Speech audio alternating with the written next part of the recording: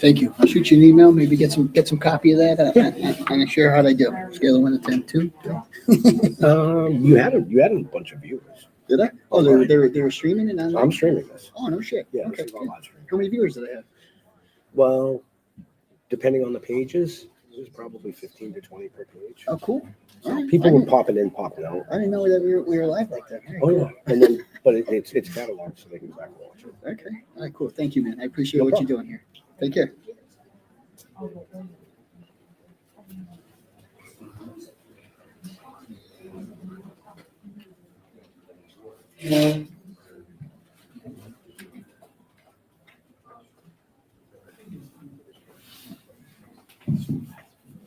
Good afternoon. Thanks for the opportunity to present. Many thanks to the organizers. I'm going to talk about water-soluble, in quotes, cannabis formulations, what their benefits are, what their properties are, composition, and most importantly, how you can make your own without having to be a scientist or an engineer.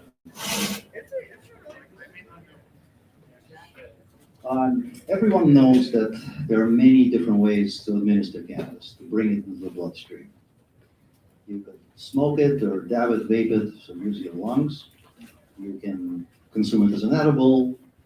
You can put it under your tongue, so a transmucosal absorption. You can even use rectal, or, for those who like it. Then there's transdermal. All these different methods exist, and they all have advantages and disadvantages. Using your lungs is fast, so you can get your dose within a reasonable period of time. But on the minus side, you're using your lungs, and they're not really meant for that. They're for oxygen, right? You're hurting your lungs slightly. If your formulation is a little off, then you can poison yourself. Digestive is safer. Your liver does the work of making sure you don't get poisoned nearly as much as the lungs. But it's slow, unpredictable. You could overdose yourself because you wait, you don't think you took enough, then you take another dose, then 3 hours later both doses hit you, then you're orbiting Mars somewhere. Transmucosal is unreliable. It couples into oral digestive because the saliva makes you sort of swallow it. Transdermal is inefficient. So all these methods exist, and there's no one clear winner. And the question is why? Why can't you just do what you do with alcohol? Alcohol is, you could vape it, you could do all these things with it, but you don't. You just have a drink, and it works quickly, efficiently. And so the argument I'm going to make here is that you can do this because alcohol dissolves in water. Things that dissolve in water, when you take them digestively as a beverage, they act quickly, just like vaping does, right? But you do have all the advantages of the safety of your digestive system that's evolved to deal with things that you're bringing in that way, right? And that is because alcohol is water soluble. So the argument here is that if you could, and clearly I think at this point everyone knows that you can, if you could make cannabis and things like that effectively water soluble, then you wouldn't need any of this. Eventually, you will just be drinking it like you drink alcohol or whatever other bioactives that dissolve in water. And at this point, everyone, I think, has seen something like this. So you can make formulations with cannabis and other things like cannabis that are called nanoemulsions that make it behave as if it were water soluble. Very technically speaking, it's still not water soluble, but it doesn't matter. It behaves as if it were water soluble sufficiently for all intents and purposes, which in this case is bringing it into the bloodstream. So this is a liquid nanoemulsion. This is no, the other way around. This is a powdered nanoemulsion. This is a liquid nanoemulsion. You can have a dose of cannabis formulated this way. You put it in water or in any other beverage, and they dissolve. And then you can make a range of interesting products. It's very convenient. These things are stable. So I'm going to talk about what they are, how you can make them, and why they work the way they work. Incidentally, you can also do this with other things, like this is kratom extract. You can formulate it as a water-soluble powder, and then it dissolves. So on the left, it's water-soluble kratom, on the right, regular nitrogen-rich extract from kratom. Same dose, one dissolves, the other doesn't. Now, how do you do this? So skipping ahead, and then I'm going to come back and go through this. But how do you get this done? Well, our company offers a complete solution for this. The solution consists of an ultrasonic processor. There are different levels of these processors, and I'll explain why you need this. And so there are 3 levels of these processors that we offer: lab, bench, and industrial scale, different levels of production. And then there's a formulation. So formulation is a somewhat complex thing. It has different ingredients that help you make this happen. But we've done all the R&D for you, put it in a jar. So this is all kind of science in a jar already. And there are 3 types of these. They're all in one. You don't have to develop anything. You just use it, combine it with your extract, and you're good to go. And I'll talk more about what they are and what you do. If you're making a powder, you will also need a drying solution, because initially you're making a liquid nanoemulsion, and then you have to dry it, and then it becomes water-soluble powder that you can put back into water and reconstitute. A drying solution could be spray drying with pretty much anything standard works. So what is a nanoemulsion? Nanoemulsions are dispersions of tiny oil droplets in water that are stable. And by tiny, I mean really tiny, nanometers. Nanometers are, hair is 100 micrometers. Take that down by 1,000, that's 100 nanometers. Okay. So, what are these droplets? Inside each droplet, there's carrier oil. Typically, that's a triglyceride of some kind, vegetable oil, MCT oil, something like that. In it, you have your bioactive dissolved, because those things are typically oil soluble, not water, but oil soluble. So it's inside here. At the interface, you have nanostabilizer components. They're called emulsifiers. There's some other things in it, but mainly emulsifiers. So they make sure that the inside oil and water is outside. So the oil that is inside and water that is outside are not unhappy about each other. Oil and water don't like each other, they don't mix, but this surfactant formulation is what makes it possible for them to coexist and not really even know that they're neighbors. Each is happy. That's why this thing is stable. Now, for this to qualify as nanoemulsion, the size of these droplets has to be below 250 nanometers. That's when it has the right properties and is stable. Now, if you make these things with droplets smaller than 100 nanometers, then they become translucent, meaning you can see through it.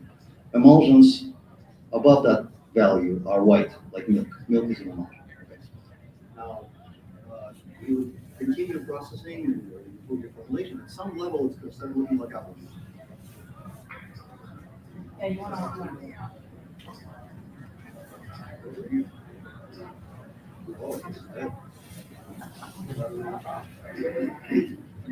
Probably hear you okay. Yeah. So. Right, so, when the droplets are smaller than 100 nanometers, these formulations start to be translucent. That's because light doesn't interfere with them. The shortest wavelength for visible light purple is 400 nanometers. When an obstacle is less than 4 of that, you can imagine an ocean wave and a rocket. This way, a rocket is much smaller than a wave. It's kind of can go around and slide behind. So light doesn't bounce it. When the size is comparable to the wavelength, then there's a scatter. So that's what happens when you are below 100 nanometers. Now, if you are for optimal performance, we want to be in somewhere between 20 and 40 nanometers, and there's a reason for it. This is a study that supports this. So this was done with cyclosporins and soluble. Very soluble. So these people made very low study a lot of work. They made a bunch of different nanomolecules with different droplets from 400 nanometers to 25, and measure blood concentration. So 400 nanometers is done. So it's basically not really a nanomolecule, not close to the source of it. And then somewhere around 150 right here. You know, there's a big jump because this is 100 nanometer threshold. So there's a reason why things that are smaller than 100 nanometers are significantly better. And then everything else is up here, 25 less.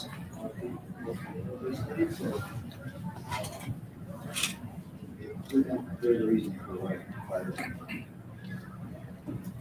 And with cannabis, using this technology, you can do the same. This is a 25 from 6 nanometer CBD isolate. And this is what it looks like.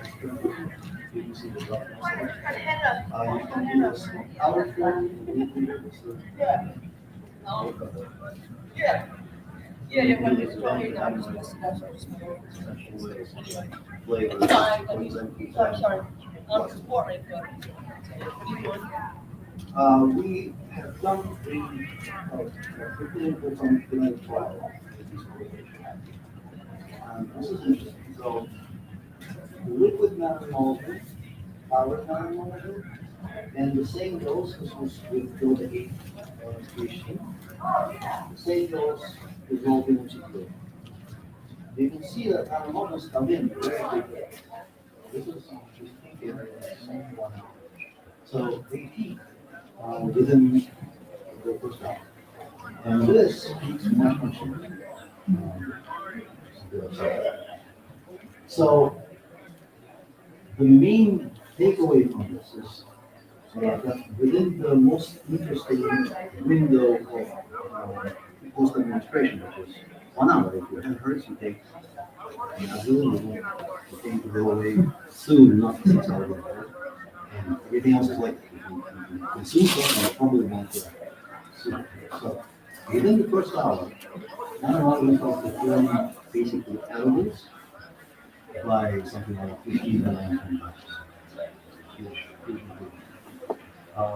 within 4 hours, it starts to catch up and still. Now, why does that happen? So, this is a little bit involved. So, what happens when you eat something that has low? How does it? We know that when it does get absorbed. It didn't, it does. So, what happens? How does it get absorbed? So, let's say you consume something with fat. It arrives in your small intestine. So it goes through the stomach, nothing else. Then it arrives in your small intestine. In the small intestine, it sits as sort of a block. With a big block. Why? Well, it doesn't get any water, so it doesn't travel through. But to get absorbed, it has to get to to the inner surface of your small intestine, because that's where you absorb food, right? But it can't do it because it's surrounded by your gastric fluid, which are basic, so here it is, in, not very much.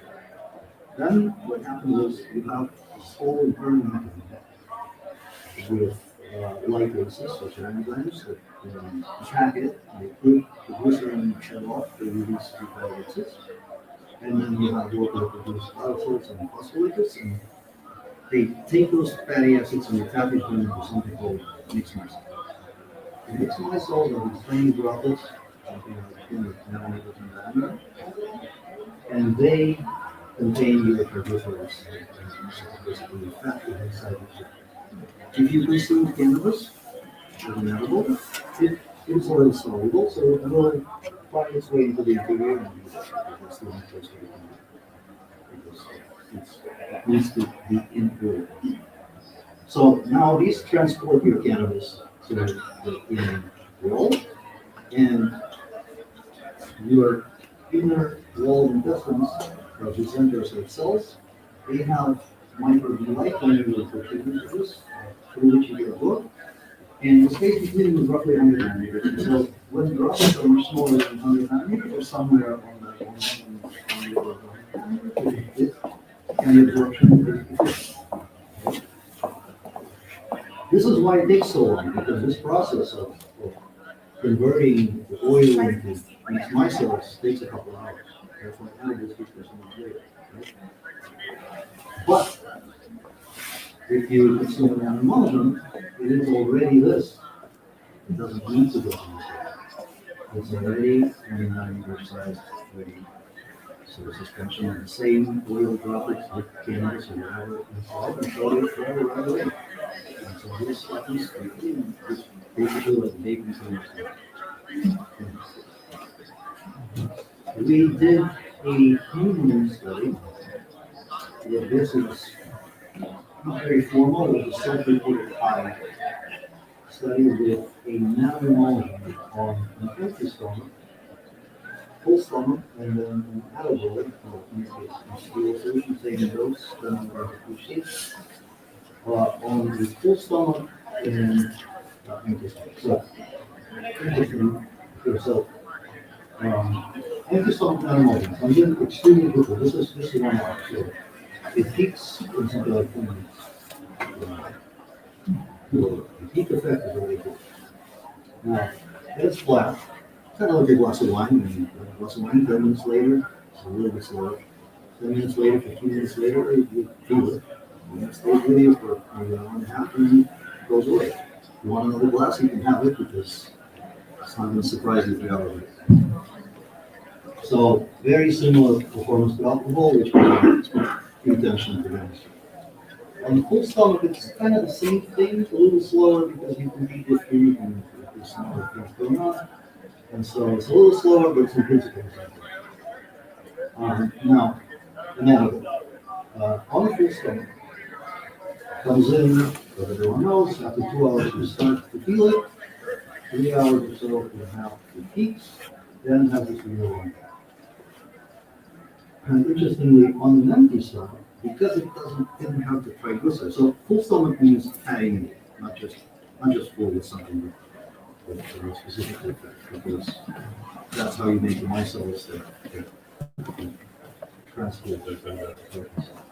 But without those, it tries to come in a little sooner, but can't. And so it just starts to kind of go away. And at this point, people are so hungry, they want to eat. And it turns out that all the stuff is still there, waiting, just can't go in.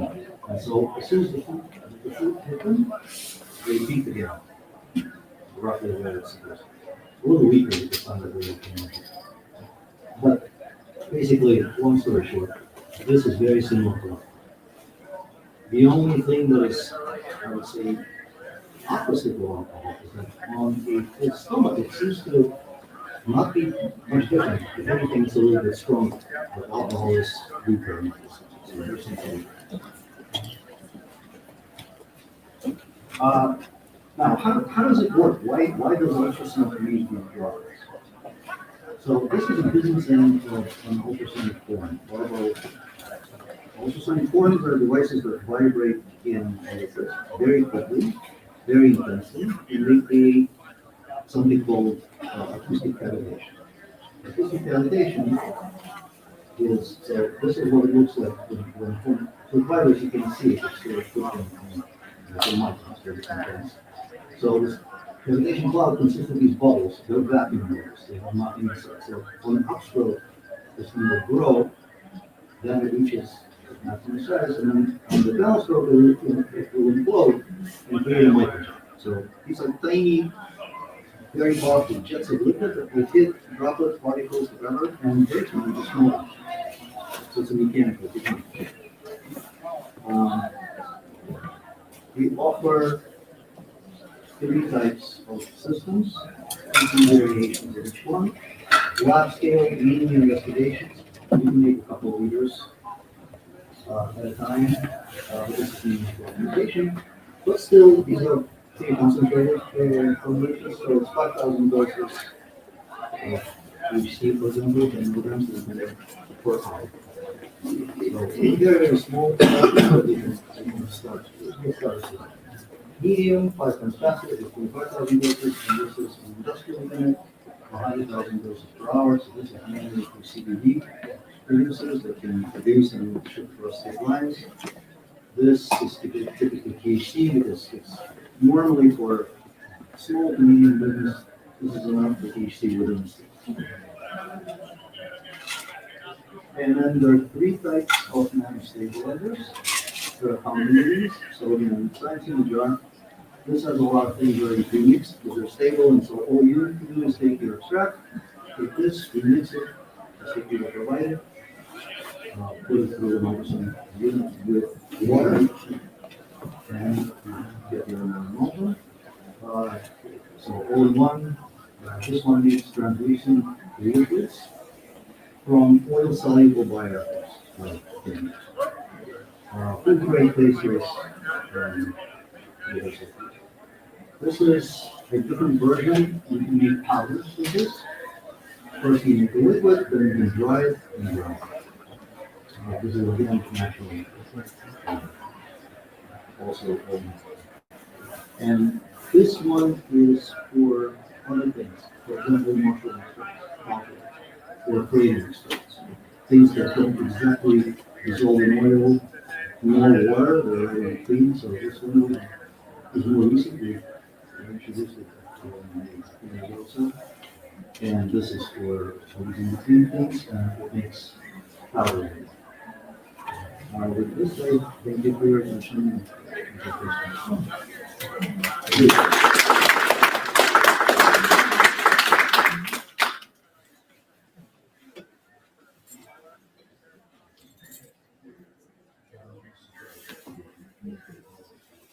So when you put something in your tongue, because your saliva constantly flows down the throat, you swallow it. So you think it's trying to go through your mucous membrane under your tongue, but most of it is flowing down the throat. If it's water compatible. There are ways to make it sort of stick, but they're not very clear. So it's not perfectly convenient. There's some advantages.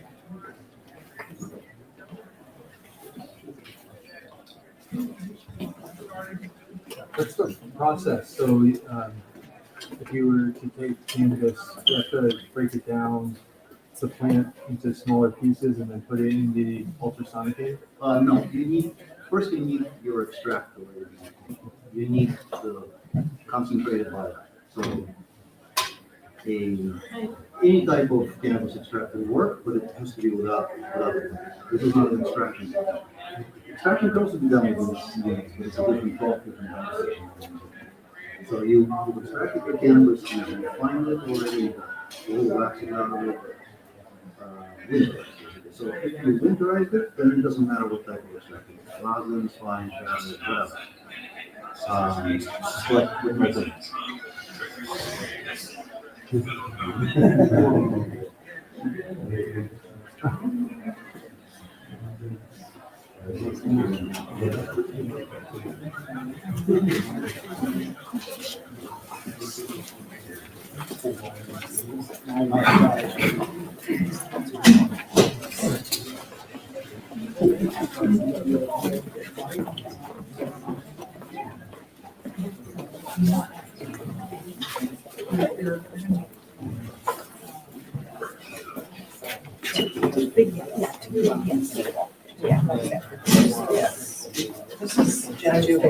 This is infusion material.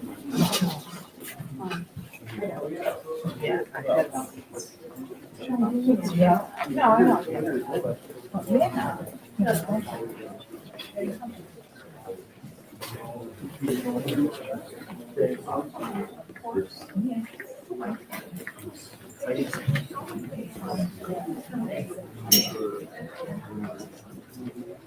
Oh, All the time.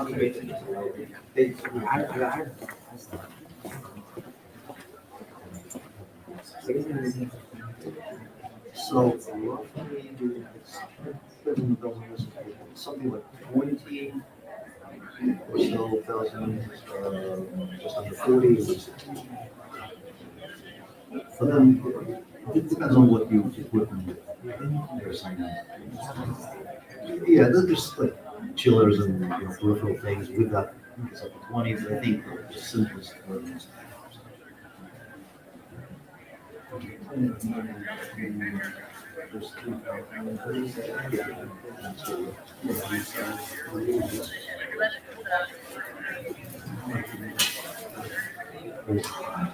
So all of this is online.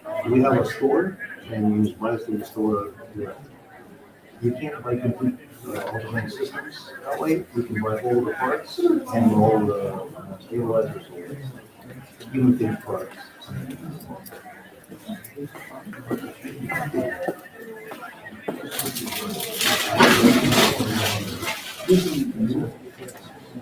It's not anymore. I mean, we've been here. Is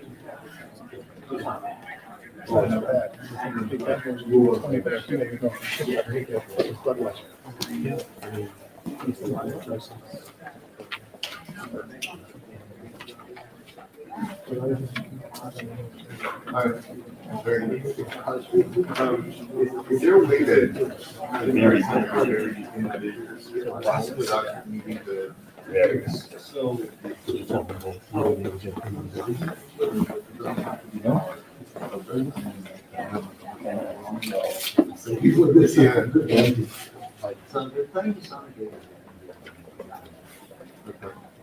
What you need is less about it. That you can buy a sort. that's what the all-in-one stuff was?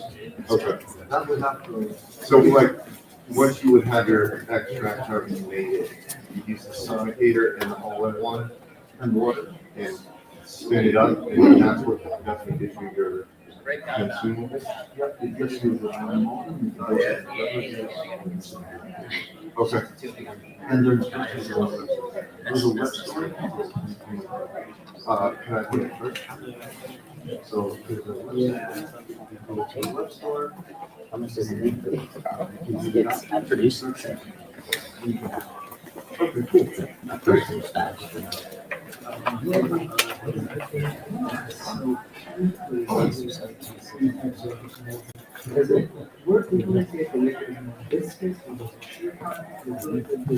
So, if you're extracting, no, you can work with isolates. Because it will first be dissolving it in a non-stabilizer, and that is, if you heat it up a little bit, it's basically like an oven. The egg will cook. It dissolves into it, and then viscosity doesn't matter how you start it. At this point, it's viscosity. So it works with all kinds of. And I feel like what I'm seeing a lot is cannabis is infused THC or No, pH, nothing. So that was the difficult part of this one. Typically, they're pretty sensitive to what comes in. These are not. Okay. But it's not a type of like, liquid gets put into it after that, it's just that more. That you can put it in Cause I hot beverages, cold, coffee, tea. You can put the powder, so it's like THC, or some of the powder into like a tea bag and glue it right out. Or into coffee and brew coffee. And maybe it's any coffee, that's great. What do you call it? Instant coffee. Or if you brew coffee and then you just have water takes it. I was actually, when you said that, I was like, I'm probably, I was like, you probably missed. how many is it? It was just one. And it was But you realize I found two, heard of two, and found all I know is two. Out of half. Yeah.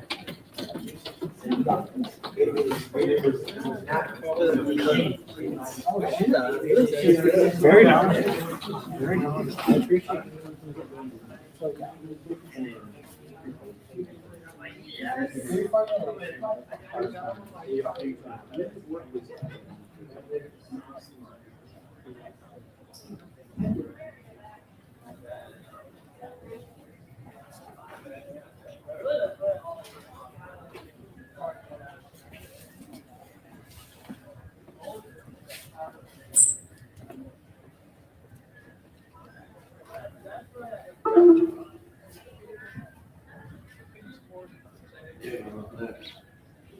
I'm up next, also, but it's not right away. Yeah, it's liquid, we always do that. So good luck. Get a good turnout.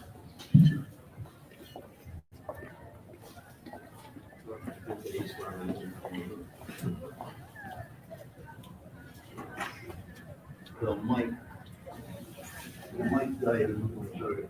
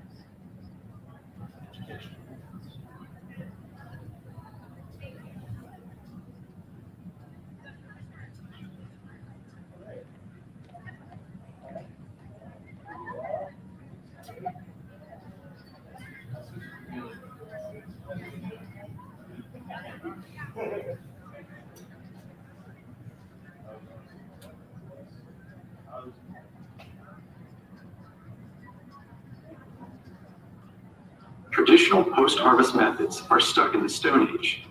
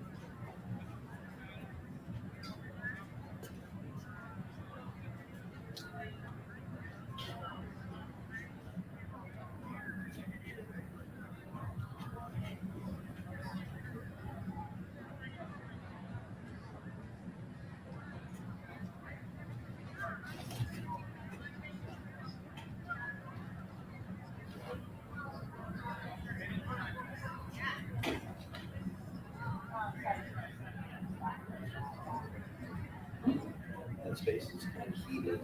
It's freezing.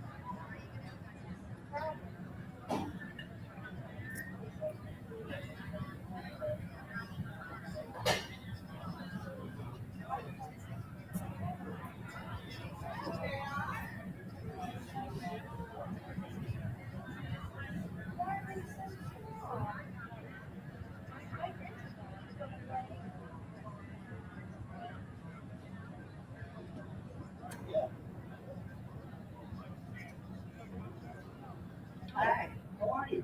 I was looking around and all of a sudden I found a warm spot. Well, yeah.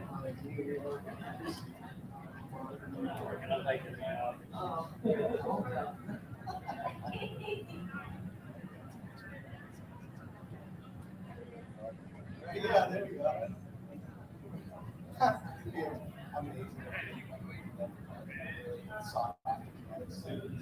Yeah, right. You might want that.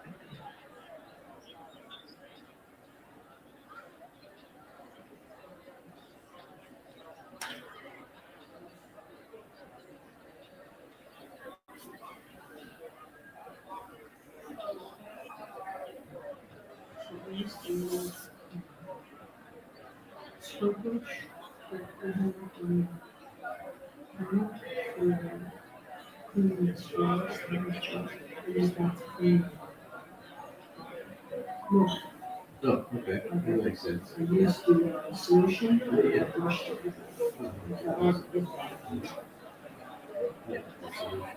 Makes sense.